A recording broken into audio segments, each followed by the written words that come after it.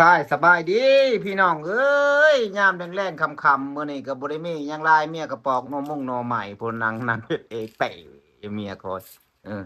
ถูกพี่น้องเอ้าเบิ่งเอาหน่อมุ่งหน่อใหม่นี่ปอกแล้วก็แกงเฮ็ดแกงก็กำลังต้มพี่น้องเอ้ยมาเบิ่งก็สิต้มสมองกระทะเอ้ยพี่น้องเอ้ยพุ่นน่ะต้มหน่อใหม่พี่น้องเอ้ยนี่มาเบิ่งFC ก็เห็นก็กดไลค์กดแชร์ขอฝากคลิปนี่พี่น้องเอ้ยพอได้กำลังใจ ฝนตกมานี่ก็ปู้ยางสนั่นขอเฮ็ดงานสู่ผาสู่พ้นไปพี่น้องเอ้ย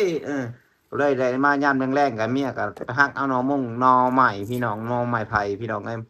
สิมาแกงแบบแซ่บๆน้อยๆน้อยๆหนึ่งพี่น้องเอ้ยนี่ล่ะใส่กับอันเฮ็ดนี่พี่น้องเฮ็ดอันนี้เฮ็ดอันเฮ็ดคอนเฮ็ดอิหยังพี่น้องเอ้ยนี่ล่ะหน่อมุ่งหน่อใหม่ก็